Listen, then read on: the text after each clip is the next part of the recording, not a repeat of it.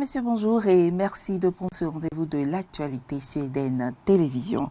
Lancement ce lundi matin du concours d'entrée au lycée technique. Environ 1200 candidats composent au lycée technique Koulibaly de Cotonou, l'un des deux centres du littoral. À suivre également dans cette édition les explications du directeur général de l'Agence nationale des soins de santé primaire sur les rumeurs relatives à la vaccination contre la COVID-19. Et puis à la veille de la date limite du départ des troupes américaines, quelle suite donner en Afghanistan, Joe Biden et ses alliés convoquent ses alliés pour y réfléchir.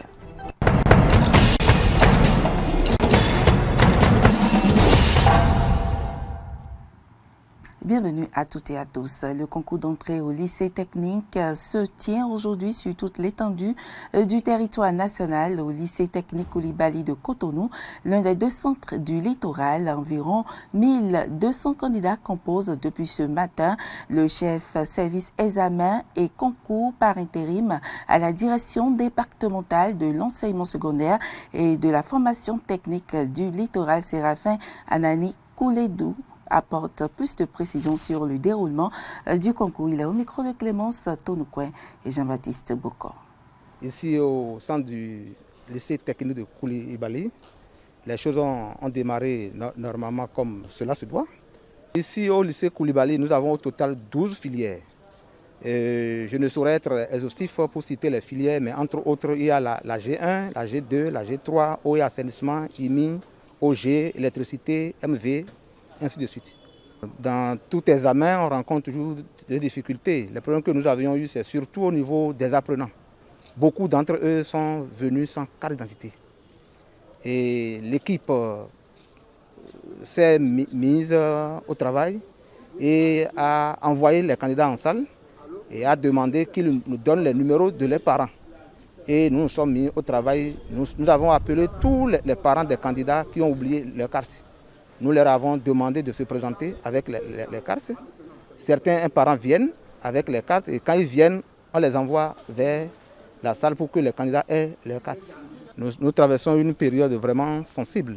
La pandémie sévit et les dispositions sur ce plan ont été prises. Et nous avons exigé que toute personne qui entre dans le centre porte systématiquement les masques, aussi bien au niveau des candidats, des surveillants et de toutes les autorités. Cette mesure a été respectée. Nous avons les dispositifs de lave-mains et ça se passe comme cela se doit. Concernant les dispositifs sécuritaires, les forces de l'ordre sont là et veillent au grain. Vaccination contre la COVID-19, des polémiques s'alimentent autour de la vaccination. Ces rumeurs portent sur la fiche de consentement préalable à la vaccination. Je vous invite à suivre la réponse du directeur général de l'Agence nationale des soins de santé primaire, Dr Thierry Lawale. En fait, le document dont il s'agit est une note de consentement. Et vous savez, dans la pratique médicale, tout acte devrait être précédé d'un consentement du patient. La prise d'une tension artérielle, la prise de la température, la prise d'une intervention chirurgicale, quel que soit l'acte qu'on veut poser en milieu médical, devrait être précédé d'un consentement éclairé du patient, une note signée. Je voudrais juste préciser qu'en réalité, le déploiement des vaccins contre la COVID s'inscrit dans un mouvement international auquel le Bénin a adhéré. Et donc par rapport à ça, il était normal de faire les choses selon les règles de l'art. Et dans ce contexte-là, qu'il est demandé aux patients, il est demandé aux soignants de recueillir le consentement éclairé. Il était bon, et c'est ce que je recommande aux concitoyens, de lire correctement cette partie-là. Et s'ils ont des ambiguïtés sur certaines parties ou sur certaines lignes, qu'ils posent les questions et qu'on leur explique de fond en comble ce qui se passe au lieu de défrayer la polémique sur les réseaux sociaux. Le docteur Thierry Lawale s'est également prononcé sur l'incompatibilité de certains groupes sanguins face au vaccin. On l'écoute. Absolument faux. Je voudrais les rassurer de la façon la plus claire et la plus nette possible. On parle des groupes B+, O+. Je suis du groupe B, curieusement, vous citez le groupe B, je suis du groupe B. Ceux qui en doutent peuvent passer dans mon bureau le lundi. J'ai été vacciné et je suis encore vivant, alors que ces allégations prétestaient que 48 heures après la vaccination, les sujets de ces groupes sanguins, il n'y a aucun lien, je vais dire scientifique, entre le mécanisme d'action des vaccins et le groupage sanguin et le facteur Rhésus. Donc que les gens soient rassurés et qu'ils ne prêtent pas flanc à ces vendeurs d'illusions qui les conduisent vers la mort. Le docteur Thierry Lawalé, qui a été reçu comme invité dans le journal télévisé de la télévision nationale. Le Bénin connaît une prolifération de centres de jeux de hasard tout dans ces lieux et un constat, tombe bien sous sens. La clientèle est à dominante conducteur de mototaxi, connu sous le vocal de Zémidjan. Pourquoi cet intérêt particulier de cette couche sociale aux jeux de hasard? Juste Defodji et Fiacre Voitan ont tenté de savoir. Suivez le reportage. Loto, casino, paris sportifs sont entre autres les jeux de hasard qui existent aujourd'hui sur le marché béninois. Force est de constater que ces jeux attirent beaucoup plus de joueurs. Cette expansion du phénomène pourrait s'expliquer par le fait que les mises sont à la portée de toutes les bourses. La petite machine, ça débute à partir de 50 francs seulement. Si tu joues 2 numéros à partir de 50 francs, tu es déjà à 12 500. Si c'est 5 numéros à 100 francs, tu es déjà à 2500. Si c'est 2 numéros à 100 francs, tu es à 25 000. Si c'est 2 numéros à 500, tu es à 125 000. Mais si c'est 3 numéros à 50 francs, tu es à 125 000. Des gains faramineux qui amènent les conducteurs de taxi-moto à être les premiers et fidèles clients de la loterie nationale. Oui, non. Ce sont eux qui sont nos meilleurs clients même. Il y a beaucoup de gens qui jouent à ce jeu parce que, pourquoi? Il y a beaucoup d'entre eux qui gagnent. Je connais peut-être un ami, tous les jours il joue et il gagne. Donc, compte tenu de ça, lui, il s'est dit que tous les jours, quand il doit se réveiller, il doit jouer à ça.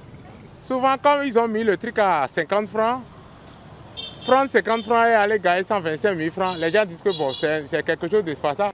Les conducteurs de taxi-moto accros des jeux de hasard semblent bien conscients des dangers que peuvent représenter ces jeux. Cependant, ils crient à la nargue et demandent au gouvernement de supprimer les jeux de hasard.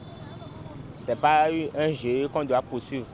Je vous dis la vérité, c'est un jeu très dangereux. C'est un jeu qui attire. Et si vous ne faites pas attention, vous ne pouvez même pas régler les problèmes de la maison. C'est que quand le truc arrive et vous ne jouez pas là, vous n'êtes pas à l'aise. Moi, je serais à la place du gouvernement. Il faut supprimer complètement ce jeu. Ça ruine. Selon des études scientifiques, le joueur excessif de jeux de hasard pourrait vivre des états de dépression, de culpabilité, de colère et des idées suicidaires. L'actualité hors de nos frontières à présent, à la veille de la date limite du départ des troupes américaines. Quelle suite donner en Afghanistan? Joe Biden convoque ses alliés pour y réfléchir lors d'une visioconférence prévue ce lundi. L'ONU réunit également le Conseil de sécurité. Sur place, la situation reste plus que tendue. Des roquettes ont été entendues ce matin près de l'aéroport après une frappe préventive contre une voiture jugée menaçante. Un combattant taliban monte la garde devant la carcasse d'une voiture détruite. C'est depuis ce véhicule que des roquettes visant ce lundi matin l'aéroport de Kaboul auraient été tirées. J'étais à l'intérieur de la maison avec mes enfants et d'autres membres de la famille. Soudain, il y a eu des explosions. Nous avons sauté dans l'enceinte de la maison et nous nous sommes allongés sur le sol. Une nouvelle attaque en direction de l'aéroport, confirmée par Washington à la veille du départ prévu de l'armée américaine, dont les dernières évacuations se déroulent dans un climat particulièrement tendu.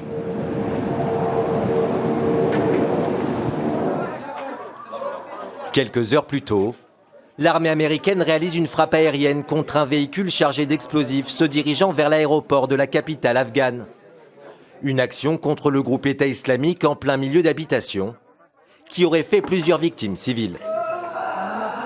Nous sommes au courant que des victimes civiles ont été annoncées à la suite de notre frappe sur un véhicule à Kaboul. Nous sommes toujours en train d'évaluer les résultats de cette frappe qui, nous le savons, a enrayé une menace imminente de l'EIK contre l'aéroport. Ce qui s'est passé n'est pas clair et nous continuons d'enquêter. C'est la seconde opération américaine depuis l'attentat de l'aéroport de Kaboul. Samedi, une frappe de drone dans l'est de l'Afghanistan a tué 2 membres de haut niveau de la branche afghane du groupe État islamique et blessé un 3e.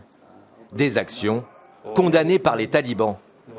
À présent que les Américains quittent notre pays, ils doivent respecter notre indépendance. Parce que c'est notre pays et nous qui détenons le pouvoir. S'il y a une menace, nous devons être au courant afin d'y faire face, d'enquêter ou, si nécessaire, de mener des opérations contre elle. Les Américains ne peuvent rien faire de leur côté. Nous les condamnons. Ils ne peuvent pas mener de telles opérations. Ils doivent cesser. Ils n'ont aucun droit de faire de telles opérations en Afghanistan. Notre indépendance doit être respectée. Main sur le cœur, le président américain a accueilli ce dimanche les dépouilles des 13 soldats américains tués dans l'attentat du 26 août. Joe Biden, vivement critiqué par les républicains pour sa gestion de la crise afghane, l'une des pires décisions de politique étrangère de l'histoire américaine, selon l'influent chef des sénateurs républicains Mitch McConnell. Washington, qui réunit ce lundi en visioconférence ses partenaires clés afin de discuter d'une approche alignée pour la suite des opérations, alors que l'ONU tiendra une réunion des membres permanents du Conseil de sécurité. L'arrivée au pouvoir des talibans inquiète les défenseurs des droits des femmes, notamment concernant leur accès à l'éducation, même si les talibans se veulent rassurants. Dans le passé, c'était loin d'être le cas. Selgi Baran, 18 ans, est l'une des meilleures élèves d'Afghanistan. Elle a obtenu cette année la meilleure note à l'examen d'entrée à l'université, un résultat dont la jeune femme est particulièrement fière. C'est une énorme réussite pour moi et je suis très heureuse car mon succès est quelque chose que j'ai obtenu dans des moments difficiles, comme ce qui se passe en Afghanistan actuellement. Cette étudiante de Kaboul ambitionne de devenir médecin, un rêve réalisable grâce à sa place décrochée dans la meilleure école de médecine d'Afghanistan. Un projet aujourd'hui menacé par l'arrivée au pouvoir des talibans. Sous le dernier gouvernement, j'avais mes objectifs, même pendant plusieurs années, mais sous ce gouvernement, je ne suis pas sûre, car nous ne savons pas ce qui se passera demain et ce que les talibans feront aux femmes. Je ne le sais pas. Les talibans, dès leur prise de Kaboul, ils ont assuré que les femmes pourraient continuer à travailler et à étudier. Ce dimanche, le ministre afghan par intérim de l'enseignement supérieur a formulé une annonce similaire. Les Afghans poursuivront leurs études supérieures dans l'esprit de la charia, en toute sécurité, sans être dans un environnement mixte, hommes-femmes. Une bonne nouvelle pour toutes les étudiantes du pays, mais qui ne balaie pas toutes les craintes. Entre 1996 et 2001, durant le dernier règne des talibans, les femmes étaient tout bonnement interdites d'étudier comme de travailler. Les 2 dernières décennies ont été celles d'un progrès notable en la matière que les talibans ont entravé pendant leur reconquête du pays. Ici, on a fermé une école, là, on les a seulement laissés étudier jusqu'à l'âge de 7 ans, et jamais dans des classes mixtes. Et devant l'arrivée des insurgés, les familles ont d'elles-mêmes retiré leurs filles des bancs de l'école, comme ici à Mazar-i-Sharif, la 4e plus grande ville du pays. Dans cet établissement, les élèves se font rares. Vous avez pu constater que tous les enseignants étaient physiquement présents, mais la présence d'un si petit nombre d'étudiantes m'a choquée. Elles sont parties avant l'arrivée du gouvernement de l'Émirat islamique. Elles ont été déplacées, elles ont été renvoyées dans leur district, elles ont fui dans les provinces voisines et dans les pays étrangers. De nombreuses élèves ont également préféré rester chez elles par peur des talibans. Des talibans dont nul ne sait s'ils respecteront leurs promesses. Malgré les annonces, ils demeurent pour le moment dans les esprits une menace pour l'éducation des filles et femmes du pays. Un comble quand on sait que taliban signifie étudiant en pachto. En Grèce, la grogne contre le pass sanitaire se poursuit. Le personnel soignant sera bientôt contraint de se faire vacciner pour pouvoir travailler. Hier, il y a eu de nombreuses manifestations pour dénoncer cette mesure avec l'intervention des forces de l'ordre.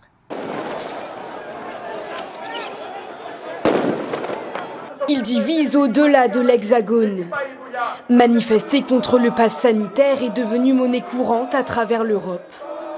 Ce dimanche, en Grèce, les manifestants se sont opposés à l'obligation vaccinale du personnel soignant, qui entre en vigueur ce mercredi.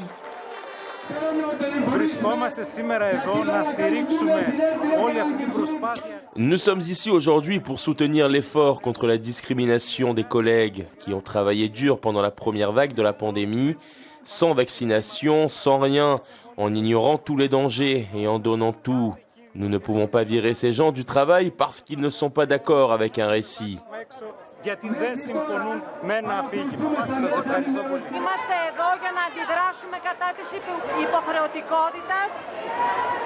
Nous sommes ici pour réagir contre l'obligation.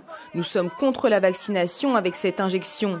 Si nous ne la faisons pas, nous serons suspendus de notre travail. Nous réagissons parce que nous avons perdu notre liberté. Tous nos droits ont été violés.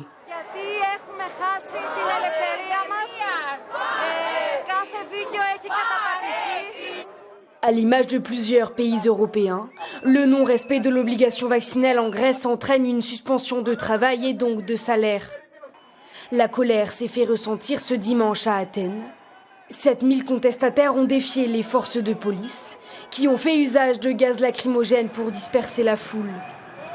À Thessalonique, des milliers de manifestants se sont également rassemblés. Les manifestations se sont prolongées jusque dans la soirée.